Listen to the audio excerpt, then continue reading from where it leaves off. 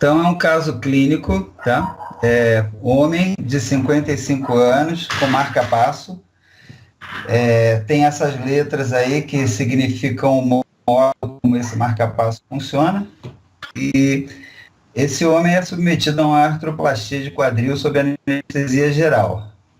Ele tem história de fibrilação atrial e tem um bloqueio de ramo, um bloqueio atrioventricular total, ou de terceiro grau, como a maioria prefere hoje em dia. Tudo bem aí? O pessoal está ouvindo? Então, antes do início da cirurgia, a enfermeira instala a placa do bisturi nas costas do paciente. A pressão inicial era 155 por 80 milímetros de mercúrio. A frequência ventricular é totalmente controlada pelo marca-passo e não parece haver nenhuma mudança com o uso do ímã. Após o início da cirurgia, ao iniciar o uso do bisturi elétrico monopolar, o paciente apresenta assistolia. Quem de vocês que está ouvindo tem alguma experiência ou alguma informação já sobre o marca-passo? Ou seja, sobre a relação do marca-passo com a anestesia? Esse marca-passo ele está implantado nesse paciente porque ele tem um bloqueio atrioventricular total. Se ele tem o bloqueio atrioventricular total, é de se esperar que a frequência ventricular natural do paciente seja bastante baixa, né? A gente sabe que o comando do marca-passo natural, ele apresenta uma diminuição da frequência à medida que ele caminha de uma forma descendente pela via de condução do estímulo cardíaco. Então, um paciente com BAV total, que tem uma frequência ventricular, tem um comando ventricular, normalmente ele tem uma frequência em torno de 40. Então, esse é um paciente completamente dependente do marca-passo para ele ter uma qualidade de vida, uma resistência aos etc. Mas esse paciente, ele apresentou uma assistolia ao início da cirurgia, né? Começou a usar o bisturi elétrico e aconteceu essa assistolia. Vocês têm ideia do que possa ter acontecido? Está todo mundo ouvindo?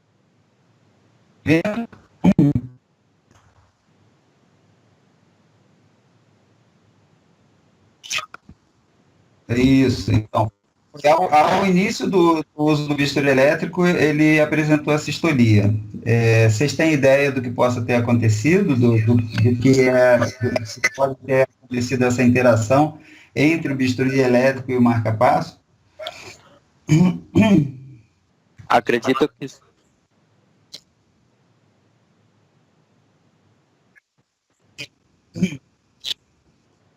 Exatamente.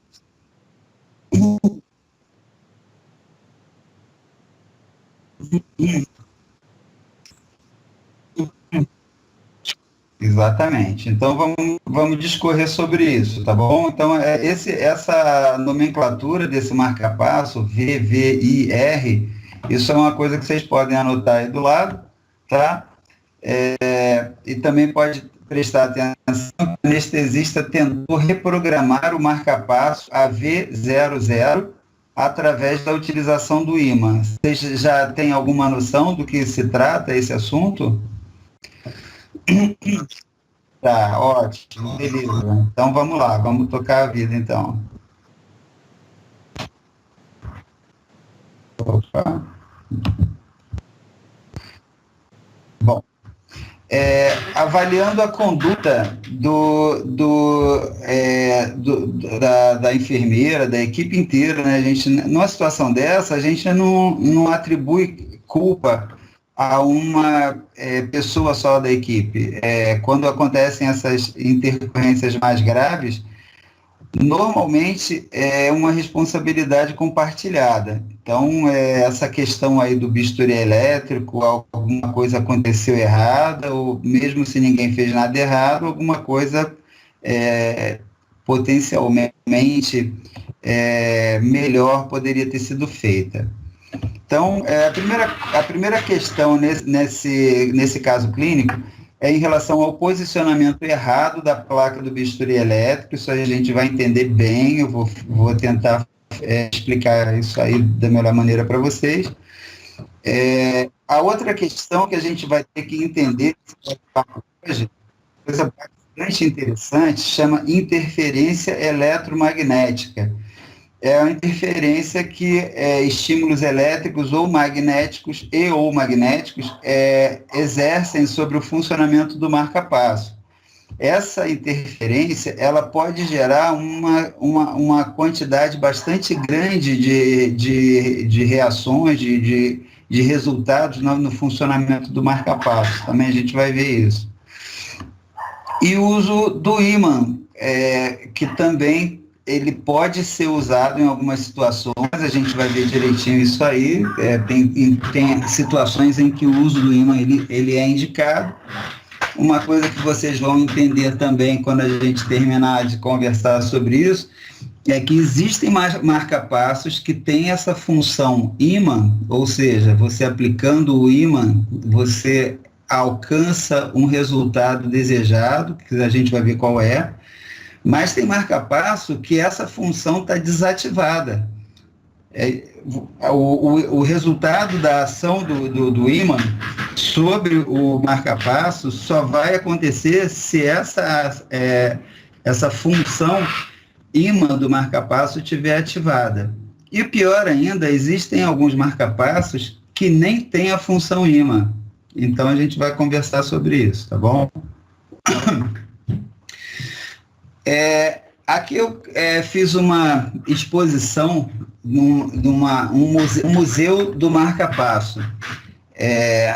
O primeiro marca-passo ele foi desenvolvido mais ou menos na década de 50, tentando resolver os problemas relacionados à síndrome de Stokes-Adams, que é a síndrome justamente relacionada ao paciente que tem um bloqueio atrioventricular total e acaba que, por diminuir bastante a frequência ventricular dele, muitas vezes ele vem a falecer. O uso do marca-passo, estimulando eletricamente o ventrículo, faz com que com que a frequência dele aumente. Então, essa figura aí acima, à esquerda, representa um protótipo de um dos primeiros marca-passos que foi desenvolvido. Se vocês quiserem saber o tamanho dele, ele é proporcional a uma maleta, como essa que está ao lado dele, é outro tipo de marca-passo. Na evolução, a gente vê aí um senhorzinho com um marca-passo que é bem menor que esses, mas ele tinha que carregar o marca-passo na cintura. Você vê que é uma maquinária bastante grande, né, comparando com os marca-passos que são utilizados hoje em dia. E aí embaixo a gente vê alguns exemplos de marca-passos mais modernos, com funções bem mais elaboradas, com a tecnologia bem mais sofisticada, que são capazes de ajudar o paciente não só no controle da bradicardia ventricular, mas também em uma infinidade de outras funções que a gente vai ver, tá bom? Então o marca-passo ele foi diminuindo de tamanho, aumentando em complexidade e em capacidade de ajudar pacientes em um sem número de condições cardíacas.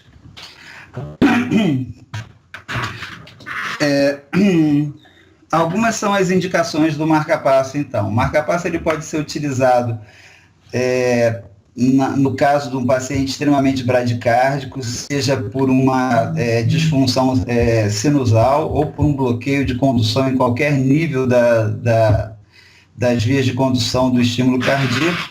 Ele pode ser utilizado como um desfibrilador implantável, que é o ICD, é um tipo de desfibrilador que tem a função também de marca-passo, mas que em algumas situações de taquicardia letal, ele é capaz de desferir uma descarga elétrica capaz de reverter a arritmia, a fibrilação ou ataque à arritmia, qualquer que seja ela. Mais recentemente foi desenvolvido um tipo de marca-passo que foi chamado o ressincronizador, que ele tem grande indicação em pacientes com bloqueio intracardíaco, onde ou por bloqueio de ramo direito ou bloqueio de ramo esquerdo, o paciente ele apresenta uma velocidade de condução muito maior num dos lados do coração, fazendo com que não haja uma sincronia entre a contração ventricular direita e a contração ventricular esquerda. Esses pacientes, ao final da evolução da patologia deles, acaba que eles evoluem com insuficiência cardíaca, muitas vezes bastante difícil de tratar e com bastante dificuldade de controle medicamentoso, e a ressincronização, fazendo eletricamente com que esses dois ventrículos eles contraiam mais ou menos no mesmo tempo, faz com que muitas vezes esse paciente recupere a função miocárdica dele, melhorando o volume sistólico e débito cardíaco de uma maneira bastante significativa. Então, são essas as principais funções dos marcapassos, tá? Os marcapassos, eles têm, normalmente, como a gente viu lá na descrição do caso clínico, eles têm uma denominação através de algumas letras. Os primeiros, eles tinham apenas 3 letras, depois foram adicionando capacidades a esses marcapassos, e alguns marcapassos possuem, na descrição da função dele, até 4 ou 5 letras. A primeira letra, ela representa a carga, a câmara do coração que vai ser estimulada. Se ele aparece a letra 0, o número 0, significa que esse marca-passo ele não vai estimular cavidade nenhuma, o que é uma raridade, né? Normalmente o marca-passo ele vai ter sempre uma ativação programada para alguma das câmeras. Se aparece a letra A, é porque ele ativa o átrio em algum momento em que ele foi programado para ativar. V, ventrículo, e o D, ele ativa as duas câmeras, o átrio e o ventrículo. A posição 2 representa a câmera onde o marca-passo tem um sensor. Então ele pode ter um sensor ou para arritmia ou simplesmente um sensor para saber que ele não precisa bater porque ele já percebeu que aquele átrio bateu ou aquele ventrículo já teve o estímulo elétrico próprio dele. Então ele capta aquele estímulo elétrico natural do indivíduo e esse estímulo que foi percebido naquela câmera, ou A de átrio, ou V de ventrículo, ou D, pode ser ou do átrio ou do ventrículo. Então, ele percebendo aquele batimento normal, ele suprime a próxima estimulação artificial do marca-passo instalado. Ou também essa sensibilidade, esse sensor nesse átrio, nesse ventrículo, pode ser para um tipo de desfibrilador. Ele percebe a arritmia e ele já desfere uma carga elétrica capaz de cardioverter um ataque cardíaco supraventricular ou mesmo de desfibrilar um ventrículo em fibrilação. Tá bom? A terceira letra, ela representa o que vai fazer uma vez ele ativado para estimular. Então, ele percebendo na letra 2, ou átrio, ou ventrículo, uma atividade elétrica qualquer, a letra 3, a letra na posição 3 vai dizer o que ele vai fazer. Ou ele vai inibir, ele vai ser inibido por aquele estímulo, ou seja, ele percebeu que o átrio já vai contrair, ele não precisa estimular, então ele vai ser inibido, ou ele vai liberar uma carga elétrica qualquer, no caso dos aparelhos que têm função antitaquicardia.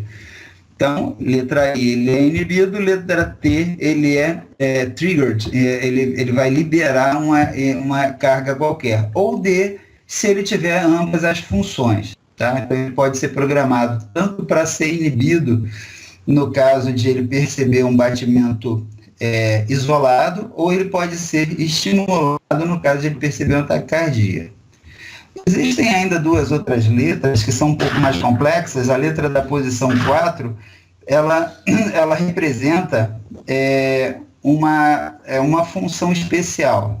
Por exemplo, vocês imaginam que um indivíduo que tenha o coração dele funcionando normalmente, todas as vezes que ele subir uma escada, ele vai ter um estímulo simpático para que haja um aumento da frequência cardíaca.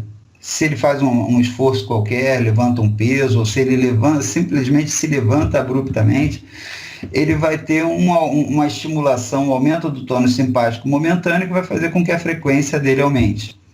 Essa função na posição 4 representa uma modulação de frequência. Tá? Então, se ele existe, se esse marca-passo tem a modulação de frequência, vai aparecer a letra R. Se ele não tem, vai aparecer o 0. E como que ele vai interpretar que tem que aumentar a frequência dele? Tem várias modalidades de marca-passo com modulação de frequência, que pode ser por movimentação. Se ele percebe que o indivíduo está se movimentando mais rápido, se há aumento da temperatura do paciente, alguns percebem a diminuição do pH. Então, existem vários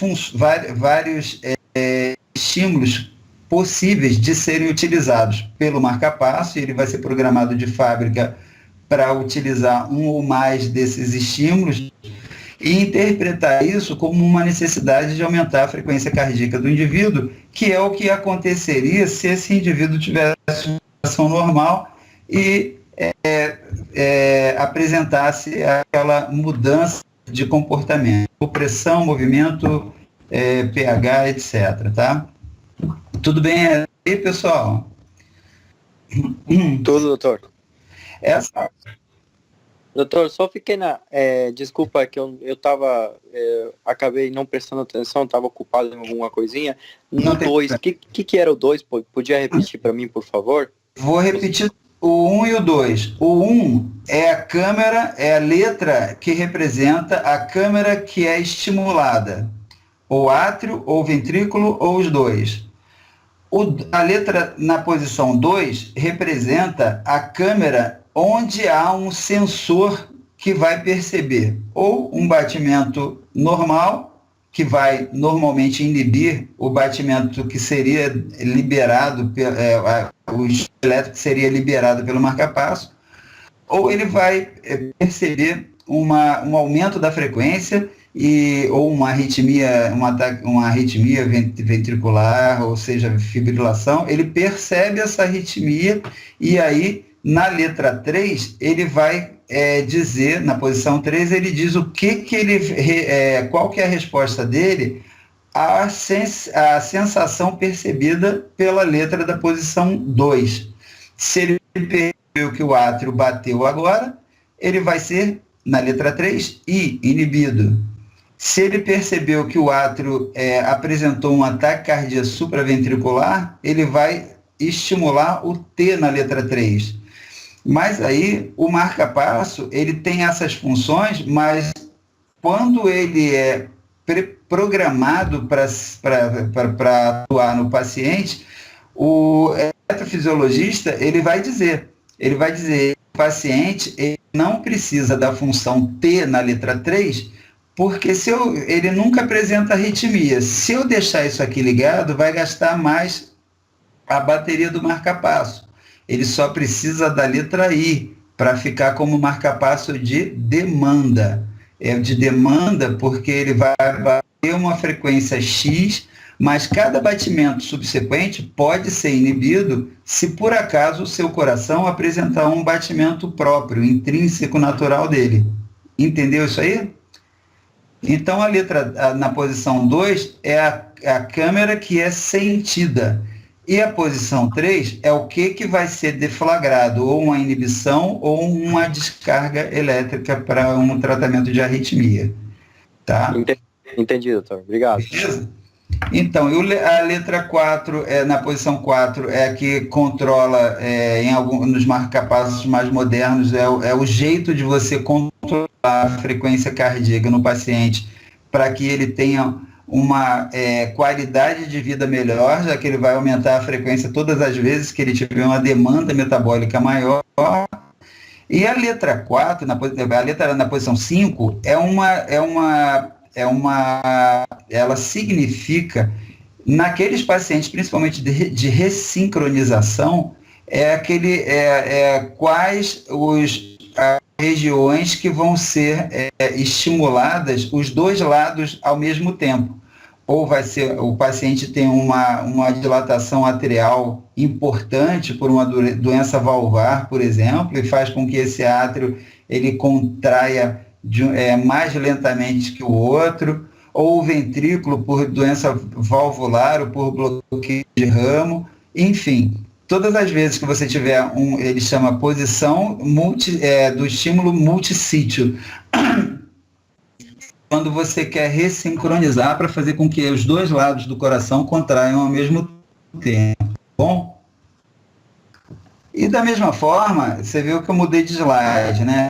Tem esse que eu falei em relação ao marca-passo, e aqui a gente tem uma coisa bastante parecida em relação ao desfibrilador, que é um tipo de marca-passo que, além da função marca-passo, que pode estar ativada ou não, dependendo da necessidade do paciente, pode ser que ele não tenha indicação, não tenha necessidade, o cara não tem bloqueio nenhum, ele só apresenta umas fibrilações de vez em quando. Então, ele não precisa ter a função marca-passo ativada, tem só a função desfibrilador. E aí, o que ele vai perceber?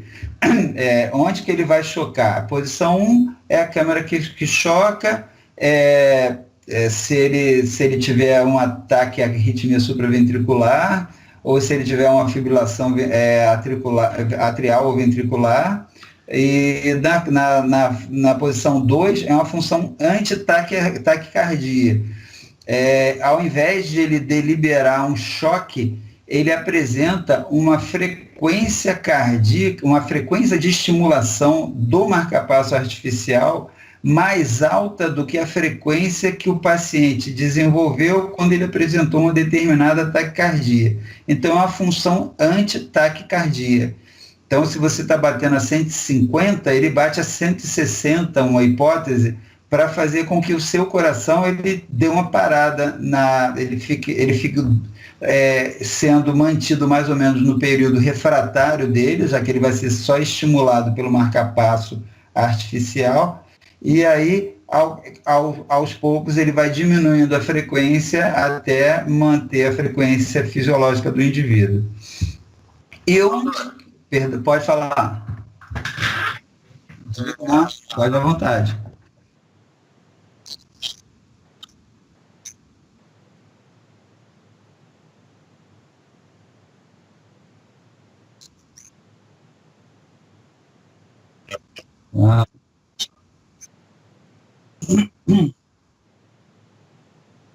Não, infinitamente menor.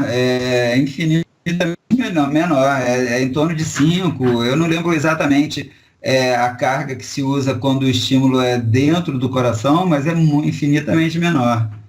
Quando vocês já fizeram anestesia para cirurgia cardíaca?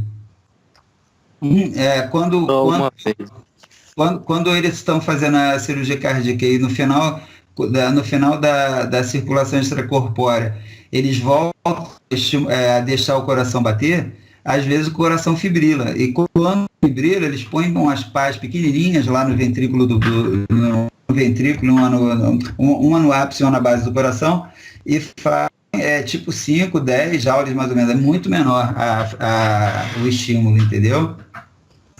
Se você colocar a mesma carga que coloca quando é a desfibrilação externa, você vai torrar o coração.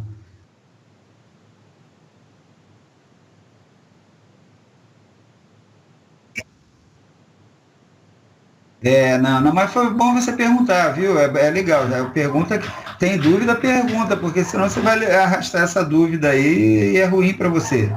Entendeu? E a posição 3 no desfibrilador vai dizer para você onde que está sendo feita a detecção dessa arritmia. Para acontecer o choque ou a liberação de uma frequência anti-taquicardia, algum lugar você vai ter que perceber que está tendo essa taquicardia ou essa arritmia tal que tem que ser desfibrilada.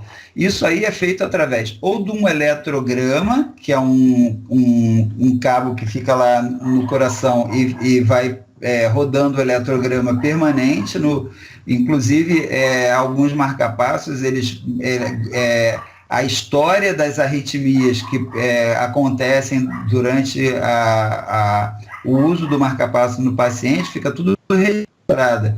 O eletrofisiologista tem, com alguns marcapassos, ele tem como avaliar nas últimas tantas horas ou nos últimos tantos dias quantas vezes o paciente apresentou fibrilação, por exemplo.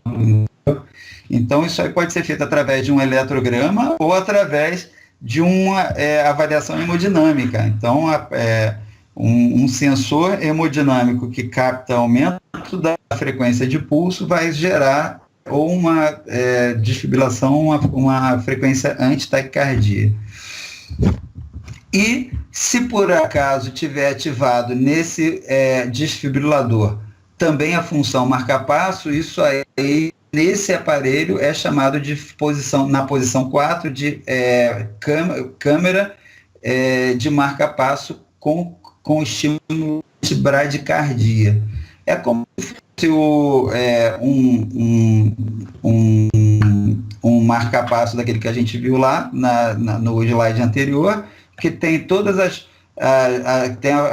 câmeras que são ativadas, tem as câmeras que são sentidas, e quando tem uma frequência maior, ele pode ter uma função programada para você dar um estímulo assim ou assado, tá bom? Então, tanto o marca-passo como o cardio, o desfibrilador, eles têm essas funções que são bastante parecidas, mas a nomenclatura muda um pouquinho, tá bom? Quando a função essencial dele, primária dele, é marca-passo ou desfibrilador. Beleza? Até aí, pessoal? Beleza, doutor. Quando o paciente se apresenta numa avaliação pré-anestésica para a gente necessariamente tem que saber algumas coisas em relação a esse marca-passo. Primeiro, a gente, obviamente, tem que saber que o paciente usa o marca-passo, né? A saber da existência do marca-passo vai gerar uma sequência de perguntas e ações que são muito importantes na segurança do paciente. Então, saber se ele usa o marca-passo e qual é o fabricante do marca-passo. O modelo e funcionamento do marca-passo. O modelo é o nome de fábrica e o funcionamento. Como é que ele funciona? Ele é marca-passo, ele é VV0, ele é VVI, ele é o quê? Para saber qual câmera que está sendo estimulada, qual câmera que está sendo sentida, se vai gerar estímulo ou não, tá? Uma coisa importante que vocês têm que levar para o resto da vida. Se esse aparelho desse paciente ele tem a função desfibrilador, significa que esse paciente com alguma frequência ele deve apresentar uma taquicardia fatal que tem que ser desfibrilada toda vez que aparecer. Como ele tem essa descarga elétrica muito mais intensa do que se fosse só um marca-passo, o gerador dele tem uma bateria que é consumida um pouco mais rápido. Além disso, independente disso, a falta do funcionamento de um desfibrilador, com certeza,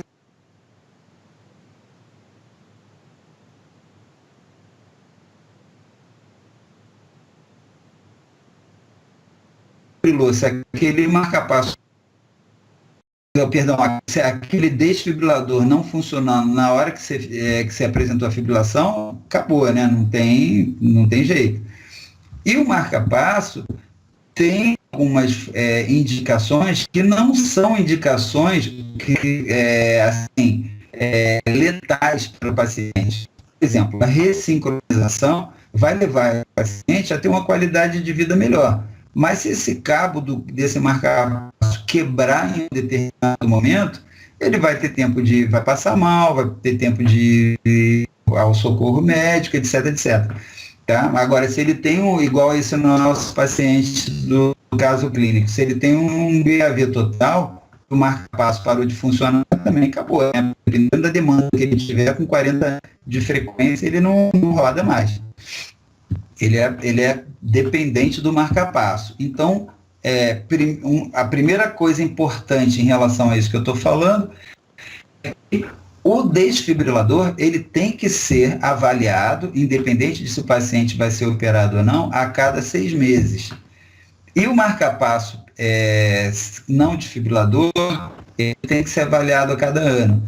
Então, se o paciente se apresenta para você e ele usa um marca-passo que não é desfibrilador, ele tem uma avaliação bem feita e completa há 4 meses, 5 meses, 6 meses, se naquela avaliação que ele fez traz todas as perguntas que você precisa, você não precisa se preocupar, porque já foram feitos todos os testes. No desfibrilador, isso aí é no mínimo 6 meses. Agora, detalhe, 6 meses ou 1 ano, mas se ele não trouxer todas as respostas que você precisa, você tem que mandar de volta o paciente para o eletrofisiologista, para ele responder as perguntas que a gente vai aprender a perguntar nesse bate-papo. Tá? Então, você precisa saber se tem desfibrilador, se é só marca-passo, você precisa saber se o paciente tem ritmo próprio, ou se ele não tem. O paciente, ele por um infarto, por exemplo, ele queimou lá o nódulo sinusal dele, e se ele não ficar com marca-passo, ele vai morrer na hora, não tem ritmo. E mesmo se ele tiver o ritmo próprio, se esse ritmo é capaz de manter o paciente numa condição satisfatória de vida, sem risco de vida. Não. Você precisa saber se esse marca-passo, esse aparelho que o paciente está trazendo nele, se ele tem a resposta ao ímã e se essa resposta está ativada. A gente vai ver o que é a resposta ao ímã. Vocês vão achar bem legal isso, tenho certeza. E você precisa fazer, na condição de cirurgia eletiva, um planejamento com um especialista. Se esse paciente não apresenta resposta ao ímã, o eletrofisiologista vai ter que reprogramar o marca-passo do paciente para ele poder ser operado, e depois da cirurgia ele reprograma de novo. Isso tudo vai ser falado com calma para vocês entenderem melhor.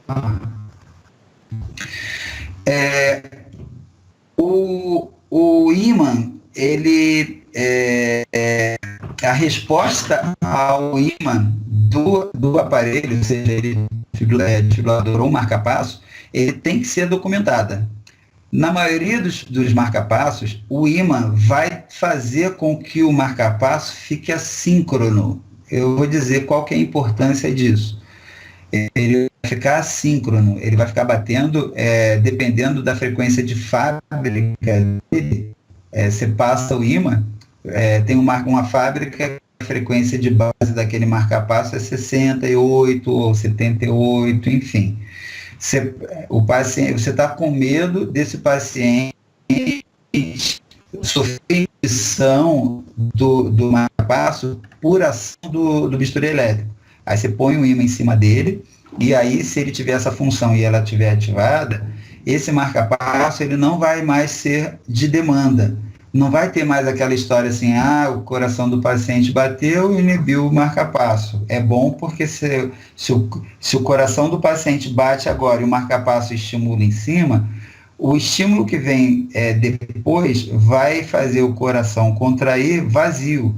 Isso é bastante desconfortável para o paciente, gera um volume sistólico muito pequeno, E se o marca-passo ficar sendo inibido por uso muito demorado do bisturi elétrico, enquanto está usando o bisturi elétrico, o marca-passo não bate. Esse é o problema do marca-passo de demanda no uso do bisturi elétrico, um deles. Se ele tem aquela função, lembra da segunda letra, a função é aquela letra que percebe um estímulo elétrico.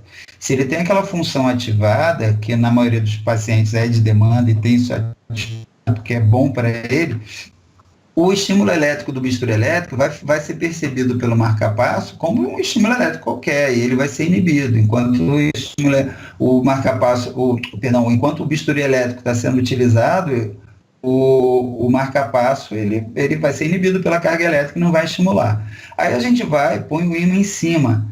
Quando você põe o ímã em cima, se essa função ímã está ativada, o marca-passo ele vai ficar batendo numa frequência fixa. Vai ser o marca-passo assíncrono. Ele não se importa se o coração do paciente está batendo ou não. Ele vai bater tantas vezes por minuto. Quantas vezes vai ser isso? Depende. Se ele tem a função ímã, a frequência que vem é a frequência de fábrica. E aí cada fabricante prepara lá uma frequência de base, que é em torno de 70, 70 e pouco, enfim. Se ele não tem a função ímã, esse marca-passo ele tem que ser reprogramado pelo eletrofisiologista. Aí ele opera com o marca-passo assíncrono. Depois da cirurgia, ele reprograma de novo para ser marca-passo de demanda. Mas vamos voltar aqui ao texto. Isso tudo que eu falei gera confusão, mas a gente vai esmiuçando a cada slide que aparecer. Então, a maioria dos marca-passos responde ao uso do marca-passo, ao uso do ímã, ficando assíncrono. Tá? Aí ele está falando ali, a frequência que varia com cada fabricante. Agora, ponto. A gente falou dos marca-passos. Os desfibriladores, a maioria deles, se você colocar o ímã em cima, isso vai levar à suspensão da função taquistia. Ele não detecta mais. Naquele momento que você colocou o ímã naquele desfibrilador, a função anti-taquiarritmia ou função antifibrilação, ela não funciona mais. Por que em alguns casos a gente tem que fazer isso? Você imagina que você está com um desfibrilador grudado no seu peito. Toda vez que ele perceber uma carga elétrica excessiva, ele vai desfibrilar seu coração, porque ele vai achar que seu coração está fibrilando. Se realmente estiver fibrilando, ele vai salvar você. Mas se ele não estiver fibrilando, se aquela carga elétrica é do bisturi elétrico que está chegando lá estimulando esse desfibrilador, ele vai perceber a carga elétrica do bisturi elétrico e vai desferir no seu coração uma carga elétrica que vai fazer o coração fibrilar. Aí ele não estava fibrilando, vai passar a fibrilar por causa da carga elétrica que foi liberada pelo marca-passo, estimulado pelo bisturi elétrico. Então, o paciente que usa o desfibrilador implantado, se ele tem essa função, é bom você colocar o ímã e aí ele não vai mais desfibrilar o seu coração. O problema é que pode ter uma fibrilação, como poderia acontecer na sua casa, você está usando esse desfibrilador por causa disso, porque você apresenta com alguma frequência taquiarritmias perigosas. Então, enquanto você estiver com esse ímã em cima do seu desfibrilador, você tem que redobrar assim 300 mil vezes a atenção. E tem que ter um desfibrilador funcionando na sala, porque esse é um paciente potencialmente fibrilante e você tem que tratar a fibrilação dele, porque o desfibrilador dele está desligado pelo seu ímã. Então vamos lá. A maioria dos desfibriladores, o ímã vai levar à suspensão da detecção da taquiarritmia, com inibição da terapia da taquicardia, mas não vai afetar o modo do marca-passo. A aplicação do ímã pode reprogramar alguns aparelhos da indústria Boston Scientific e pode desabilitar permanentemente a função taquiarritmia, tá? Se você deixar ali por mais de 30 segundos o ímã em cima dele. Há também alguns marca-passos onde a aplicação do ímã não resulta em marca-passo assíncrono. Se a resposta ao ímã, o parâmetro, ele foi reprogramado. Ele está desligado, ou ele não tem, enfim. Tá? Então, se não entenderam e querem perguntar, pode perguntar. Se não perguntar agora, anota, porque daqui a pouco vocês vão querer perguntar, para não esquecer a pergunta.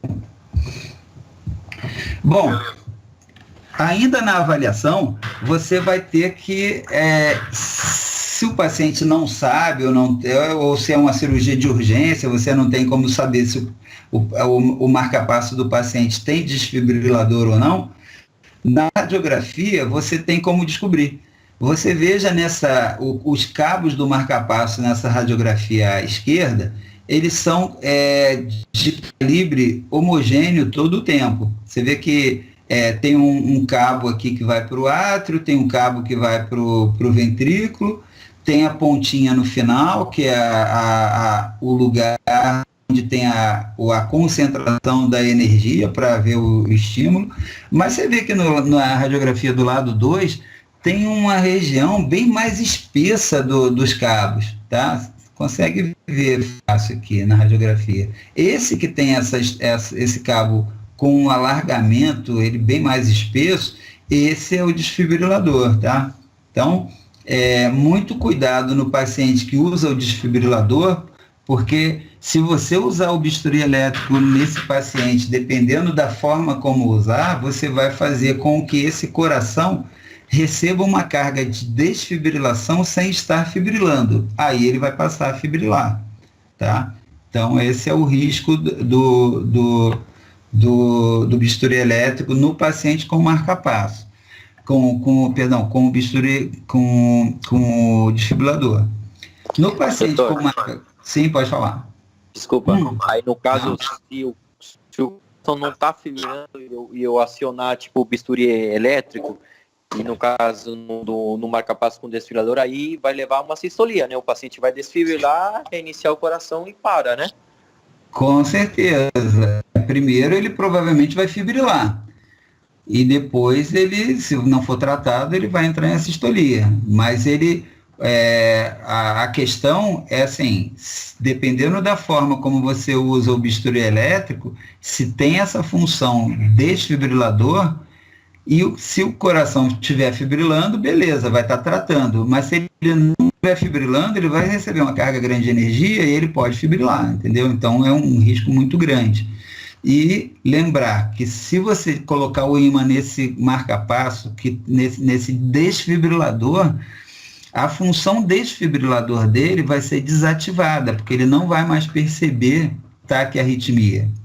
Mas a função marca-passo dele vai continuar funcionando. A função marca-passo do desfibrilador, ela não se altera com o ímã. Ele vai continuar marca-passo de demanda. Atenção a isso, pessoal. Marca-passo do desfibrilador, ele não se altera com o ímã. É diferente do marca-passo puro, tá? Esse do lado esquerdo aqui, se você colocar o ímã em cima dele, ele tiver função e ela estiver ativada, ele vai virar assíncrono. Ele vai ficar batendo numa frequência fixa, X, pré-determinada de fábrica. Ou, se ele não tem a função ímã, ele vai ser reprogramado e vai ficar na função assíncrono se for necessário. Vocês vão ver que tem situações que você não precisa fazer nada disso que a gente está falando, tá? Agora, no desfibrilador, você põe o ímã em cima dele, a maioria, isso aqui, tudo que eu estou falando é a maioria, tem exceção para tudo. No desfibrilador, a maioria, se você colocar o ímã, você desativa a percepção da taquiarritmia e ele perde a função de desfibrilador. Mas a função de marca-passo dele continua do jeito que era. Ele não vira assíncrono com o ímã. Se você quiser fazer isso, tem que reprogramar com o eletrofisiologista. Tá bom? tiver pergunta, pode parar para fazer, tá? Esse assunto é muito interessante, complexo, mas a hora que a gente depara com um paciente com marca-passo, é a hora que a gente chora por não ter aprendido isso. Doutor, então, vamos recapitular, tá? Então, paciente que tem um marca-passo sem um desfibrilador, se a gente colocar um ímã, não acontece em si nada, né? Não vai afetar a atividade do marca-passo nem nada. Não é isso que eu falei. Marca-passo sem desfibriladores, que você está perguntando. Sim, doutor, sim. Então, marca-passo sem desfibrilador. Tem uns que, se você colocar o ímã, não acontece nada, mas a maioria, se você colocar o ímã, ele deixa de ser marca-passo de demanda para ser marca-passo com frequência fixa. Entendeu? Sim, agora sim. Ah, tá. Entendi. Esse é o marca-passo puro. Você entende o que é o marca-passo de demanda, o que é de frequência fixa? Sim, de demanda é tipo quando ele fazer uma frequência, uma frequência que não que não está na medida regulado aqui ele é ativado. Agora, quando tem uma frequência fixa, ele vai lançar essa frequência sempre para o paciente, 60 batimentos por minuto. 60 essa é a frequência do marca-passo, não é? Ó, o marca-passo de frequência fixa, o nome está falando, é frequência fixa. É o assíncrono, ele não tem sincronia com o seu coração, ele vai bater naquela frequência. Se por acaso o seu coração bater agora, mas ele está programado para bater agora também, vai bater junto, ou vai bater quase junto, entendeu? Mas quando a gente programa um paciente que para usar o marca-passo por muito tempo, se você fizer isso, toda vez que tiver esse batimento de somação, dá um desconforto no paciente, gera um volume sistólico menor. E eles deixam o marca-passo sincronizado com o batimento do coração. Como é que é isso? Ele vai bater tipo a 60 vezes por minuto, 70 vezes por minuto. Mas se o seu coração resolver bater agora, se ele bater logo antes do marca-passo, o marca-passo tem esse batimento dele inibido.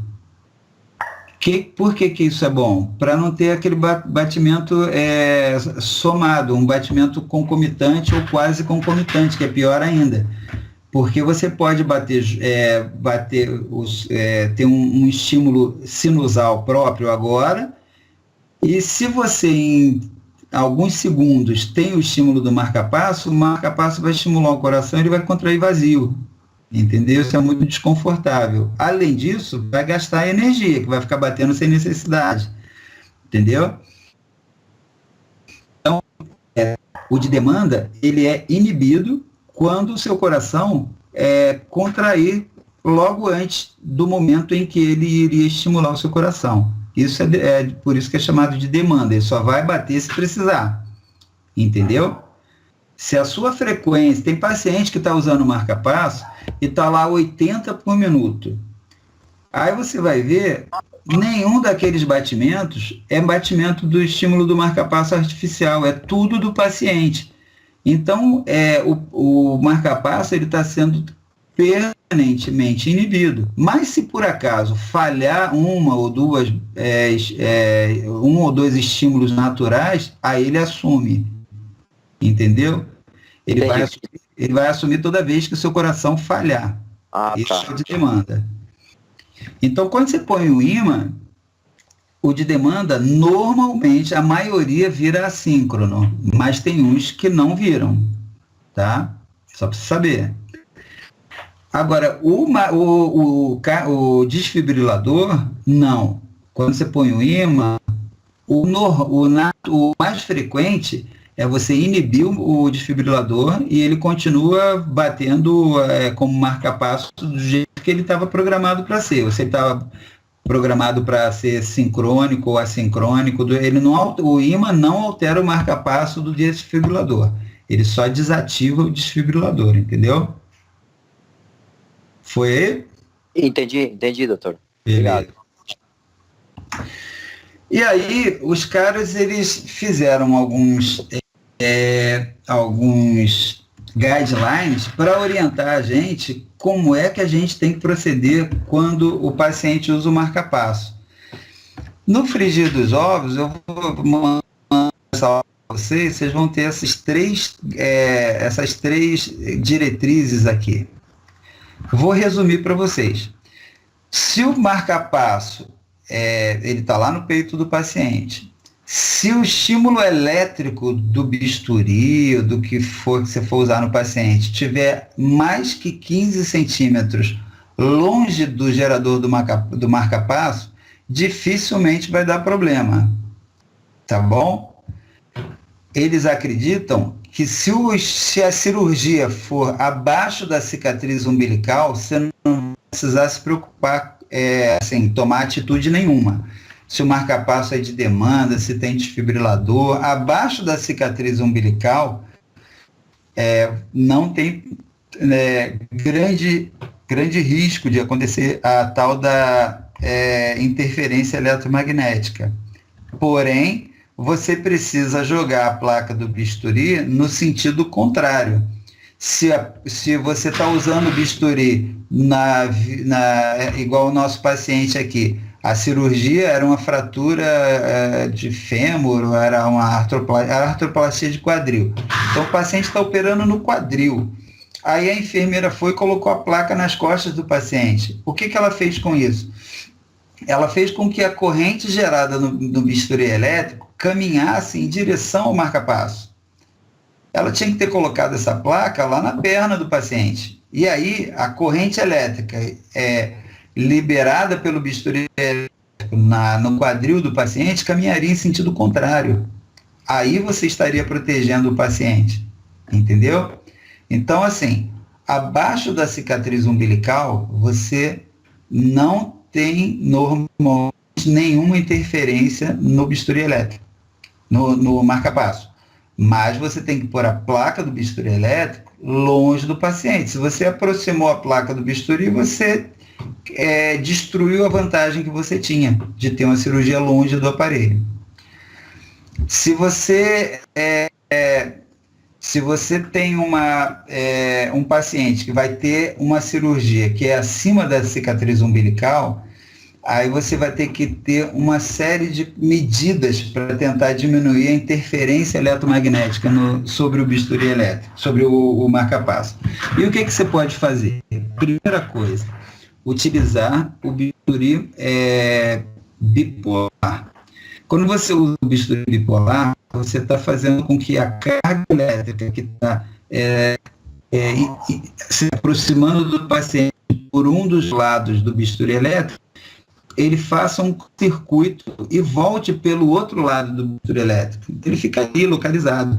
Ele é muito menos potente que o bisturi monopolar, mas ele é muito mais seguro. Algumas cirurgias são passíveis de serem realizadas com bisturi bipolar. Então, se é possível, é esse que tem que ser usado. Tá? Independente de ser bipolar ou monopolar, usar cargas elétricas o menor possível e com duração de aplicação o menor possível. Tá bom?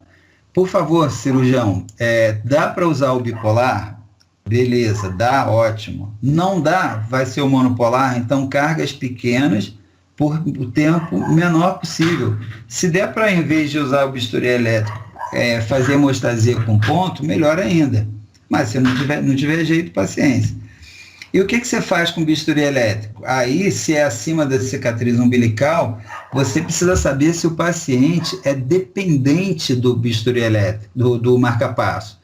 Se ele tem alguma daquelas patologias que eu falei que não são dependentes, ele consegue sobreviver até se o marca-passo parar de funcionar, você não precisa fazer muita coisa, mas se ele é dependente, é melhor você colocar o ímã em cima dele. Ah, mas esse marca-passo não tem a função ímã. Então, se a cirurgia é eletiva, encaminha para o eletrofisiologista. Por favor, eletrofisiologista, eu preciso saber se esse marca-passo está com a bateria em ordem, ele vai ser operado. Eu preciso saber se ele é dependente do marca-passo. Eu preciso saber se esse marca-passo tem função ímã e ela está ativada, eu preciso saber. Se ele não tem a função ímã, o eletrofisiologista vai ter que reprogramar esse marca-passo para ele se tornar sincrônico, que é o mesmo resultado que você consegue naquele outro que tem a função ímã, colocando o ímã em cima. Mas colocar o ímã em cima, quando eu fiz a residência, as pessoas falavam do tal do ímã e eu nunca precisei usar, ficava me perguntando, caramba, como é que faz isso? Passa o ímã em cima, coloca o ímã em cima, o que faz? É um ímã que você tem que deixar ele em cima durante todo o período de risco. Ele tem que ficar lá. Quando você coloca o ímã em cima do marca-passo, essa função ímã, quando ela está ativada, é como se tivesse uma chavinha. Você coloca o ímã, aquela chavinha desliga a função assincronia e transforma em assincrônico. Quando você tira o ímã de cima, ele volta à posição normal. Então, esse é se tiver a função ímã. Agora, lembrando, se ele tem marca-passo e a cirurgia é acima da cicatriz umbilical, colocar o ímã em cima, deixar o paciente monitorizado durante todo o tempo, até o pós-operatório, porque você não sabe se quando tirar o ímã vai voltar tudo a ser o que era. Então, esse paciente tem que ser monitorizado, tem que ficar permanentemente com o desfibrilador do lado dele. Se por acaso esse paciente não tem essa função no desfibrilador dele, que faz com que você desative a função com o ímã, você tem que mandar reprogramar. E aí, esse paciente tem que ser reprogramado no hospital, porque uma vez reprogramado para desativar o desfibrilador dele, ele pode fibrilar a qualquer momento. Então, se ele pode fibrilar a qualquer momento, desativou o desfibrilador dele, tem que ficar monitorizado permanentemente, até reprogramar para ele voltar à função do ímã dele, a função do desfibrilador dele. Tudo bem aí, pessoal? Tudo certo? Aqui a gente tem um eletrocardiograma de um paciente que usa marca-passo. A gente tem como ver, na maioria das derivações, vamos ver aqui, por exemplo, em V2, a gente vê duas espículas aqui para baixo. Uma representa a ativação atrial e a outra representa a ativação ventricular. Então, ele tem se você olhar na descrição daquelas letras, a primeira letra vai ser D, né? Porque ele tem ativação em átrio e em ventrículo. Então, ele ativa os dois, tá? Então, aqui todos os QRS dele são precedidos de duas espículas. Então, provavelmente, ele precisa da ativação sinusal e precisa da ativação atrial e precisa da ativação ventricular também, tá?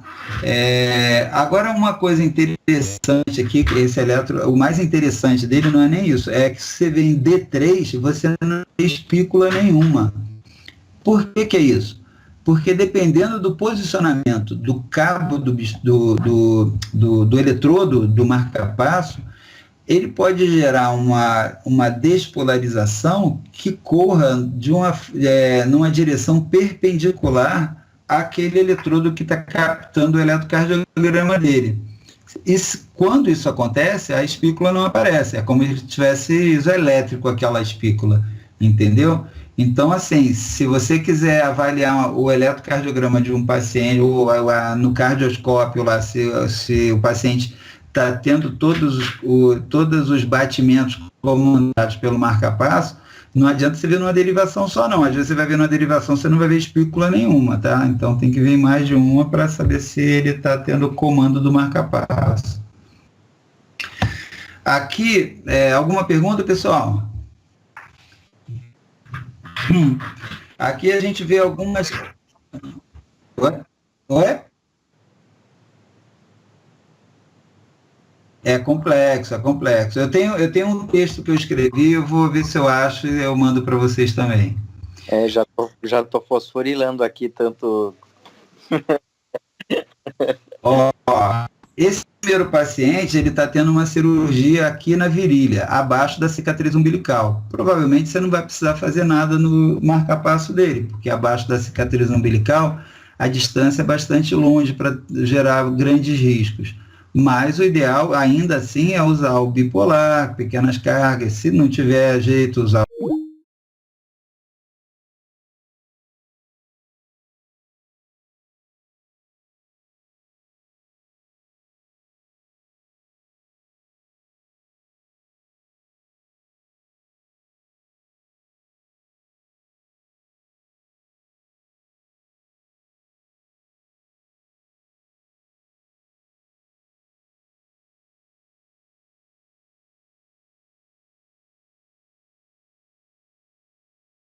aqui que pode prejudicar o paciente. Então, esse paciente, pela aproximação, tem que ser ou usado o ímã ou reprogramado.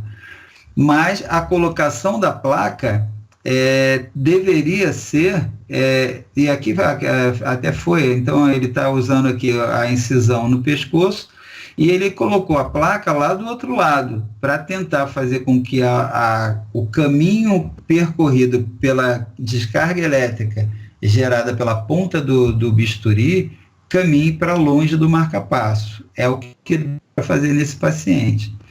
Eu já fiz uma anestesia num paciente que ia operar a mama do lado e um marca-passo. Aí sabe o que fizeram? Eu encaminhei para o eletrofisiologista, o eletrofisiologista tirou o marca-passo dali e colocou no abdômen da paciente. Tá? Então tem que ficar longe do trajeto da carga elétrica lá do bisturi. Esse terceiro aqui, embaixo à esquerda, mesma coisa, ele está operando aqui a mama e a placa está lá atrás do paciente. Esse aqui está bem perigoso, esse aqui está ruim, esse aqui ele tinha que ter colocado a placa lá para baixo, na nádega do paciente, nas costas, na coxa. Aqui está muito perto do marca-passo, esse não está legal, tá bom? Esse aqui, ó, do lado aqui, ele fez isso que eu falei, ó, o quarto está operando a mão, pôs a placa lá no braço. Então, a carga elétrica não vai se aproximar, ao contrário, ela está indo para longe do gerador do marca-passo. Tá?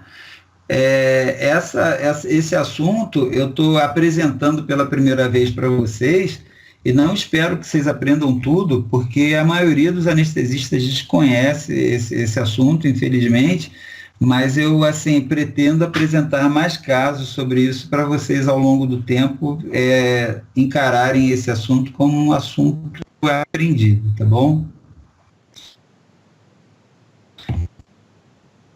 Vamos ver se eu consigo fazer isso andar.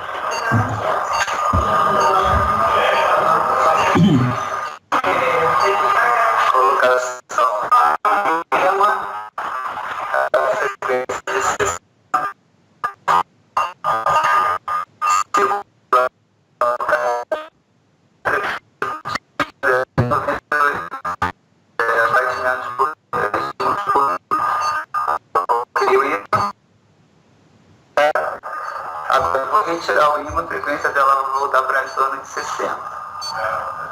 É a frequência de estimulação e demanda dela. Então, vai baixar para 60. Isso aí.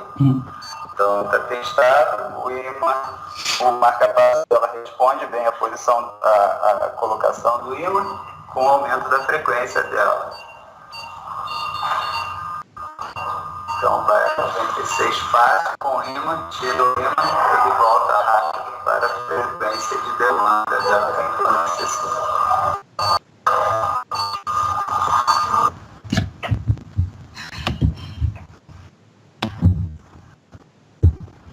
Fácil esse, pessoal.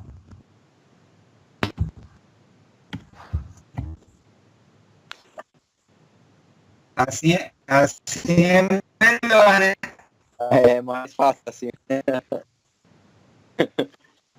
Então, é isso aí. Esse paciente, essa, não lembro, veio operar com a gente e veio e o cara falou na cartinha que o marca-passo tinha a função ímã, que a função ímã estava eu não lembro qual foi a cirurgia, mas se a cirurgia foi em alguma região próxima, menos de 15 centímetros, próximo do marca-passo, eu tenho que colocar o ímã. Se a cirurgia está próxima do ímã, está próxima do marca-passo, mas nem vai usar o bisturi elétrico, gente, não precisa fazer nada. Vai fazer uma cirurgia que nem fazer alguma coisa lá que não, entendeu? Não precisa fazer nada. Não, vai usar o bisturi elétrico abaixo da cicatriz, vai usar o bisturi elétrico abaixo da cicatriz umbilical. Desde que você coloque a placa para longe, não tem problema, tá? Agora, você precisa da informação se esse marca-passo tem a função ímã, Porque alguns marcapassos que não têm função ímã têm que ser reprogramados dependendo da cirurgia, dependendo do local da cirurgia, se vai usar bisturi, etc. Tudo que eu já falei. Tá? Existem marcapassos que não têm função ímã e se você colocar o ímã em cima dele mais de 30 segundos, você pode deteriorar todo o funcionamento dele. Então, o ideal, cirurgia eletiva, vai para o eletrofisiologista e traz a cartinha com todas essas recomendações e essas orientações. Se é uma cirurgia de urgência, aí você vai avaliar tudo isso e ver se compensa o risco de tentar colocar o ímã em cima. Essa paciente, eu já sabia que tinha função ímã e resolvi filmar para vocês. Tá? Então, conduta no intraoperatório. Desativar a resposta a volume minuto, se houver. Lembra daquela quarta letra lá, que ela gera aumento da frequência cardíaca, dependendo da demanda metabólica do paciente? Uma delas que eu falei, pH, temperatura, movimento. Outra coisa que pode ser utilizada, dependendo do aparelho, é o volume minuto. Se a gente começa a ter um volume minuto maior, começa a ventilar mais rápido, o marcapasso é preparado para interpretar isso como um aumento da demanda metabólica. Como aumentou o volume minuto, eu vou aumentar também a frequência cardíaca. Então, dependendo da cirurgia, é aconselhável desativar a resposta ao volume minuto, tá? Dependendo da cirurgia, do local, tudo que a gente já falou, é importante desativar a resposta à frequência cardíaca, aquela resposta à taquicardia, fibrilação, etc.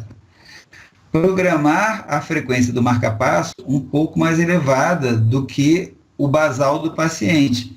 Se o paciente, como essa nossa paciente do marcapasso que eu filmei, o marcapasso dela estava programado para estimular 60 vezes por minuto. Se por acaso, por algum motivo qualquer, o nódulo sinusal dela começasse a estimular a 80 por minuto, o marcapasso artificial ia ser inibido e ela só ia ter os batimentos estimulados pelo nódulo sinusal dela. E quando falhasse, aí o marcapasso artificial entraria. Mas a gente viu que colocando o ímã, a frequência dela programada para ser sincrônica era 60 por minuto, mas ela ficou em 98, que era a frequência de fábrica dela. Isso é uma coisa interessante de se fazer, manter a frequência um pouco mais elevada, porque a gente sabe que a demanda metabólica no perioperatório aumenta. Então, é ideal você ter uma frequência um pouco maior do que a frequência de base do marcapasso de demanda. Muito importante no paciente que usa marcapasso é você ficar de olho no oxímetro, mais do que em todos os pacientes. Porque esse paciente, ele pode, de repente, por algum motivo, ter uma inibição do marcapasso por qualquer por bisturi elétrico, ou até pela colocação do ímã de um marcapasso que não era para colocar. Você pode ter a desativação do marcapasso e você não perceber. E aí, o oxímetro é um dos primeiros sinais que vai tentar, muitas vezes, na marcapasso. Porém, ainda mais importante que isso é a situação em que alguns pacientes apresentam um distúrbio metabólico e eletrolítico que fazem com que o acoplamento entre o estímulo elétrico e a contração muscular do miocárdio não aconteça adequadamente. Pacientes com alteração alteração metabólica, ácido básico ou eletrolítica, eles podem ter dissociação eletromecânica no paciente com marcapasso. E aí você vai ver lá a frequência no cardioscópio bonitinha, mas o coração não está contraindo. Você só vai perceber isso no oxímetro, se for uma anestesia condutiva, e no capnógrafo, se for uma anestesia geral. tá? Então, o cardioscópio, ele vai ser enganoso em alguns pacientes que usam marca-passo. O paciente pode apresentar dissociação eletromecânica ou atividade elétrica sem pulso. O estímulo elétrico está acontecendo normalmente, mas ele não consegue fazer isso gerar uma contração. E aí você tem que estar de olho no oxímetro, e se for anestesia geral, oxímetro e capnógrafo. O que você, durante a cirurgia, tem que pedir para o cirurgião, na medida do possível, em relação ao bisturi elétrico? É o que eu falei. O mais seguro, que gera menor interferência eletromagnética, é o bisturi. Se tiver que usar o monopolar, você entender que o monopolar na função corte é menos perigosa do que o monopolar na função coagulação, tá? Então, assim, se você conseguir convencer o cirurgião a usar o monopolar só no corte, se ele não conseguir usar o bipolar, usar o monopolar só no corte, se utilizar a função coagulação o mínimo possível, tá? Aí a posição da placa é o que eu falei, né? Você tem que pensar onde está o gerador, pensar onde está a cirurgia e nunca caminhar a placa para o lado do gerador do marca-passo. Tem que ser em direção oposta, tá? Onde está tendo o estímulo do bisturi elétrico, você põe a placa para o lado contrário. Não esquecer nunca que todo marca-passo no pós-operatório tem que ser reavaliado. Se o paciente sofreu, se naquele paciente foi utilizado o bisturi elétrico ou qualquer outra atividade intraoperatória que possa ter alguma interferência na função do marca-passo, isso aí a gente vai ver em outros bate-papos. Você tem que pedir para o eletrodoxista reavaliar o marca-passo. E se ele foi reprogramado, não foi só a função IMA, isso é mais imperativo ainda. Se reprogramou para ficar assincrônico ou se reprogramou para tirar a função desfibrilador, nossa, o paciente tem que ficar monitorizado até o momento em que foi reprogramado para a função prévia e ter certeza que essa função prévia está funcionando como era de se esperar, tá? Era isso, pessoal. Espero que tenham gostado do bate-papo do bisturi elétrico, do marca-passo, perdão. E se tiver alguma pergunta, pode ficar à vontade, tá?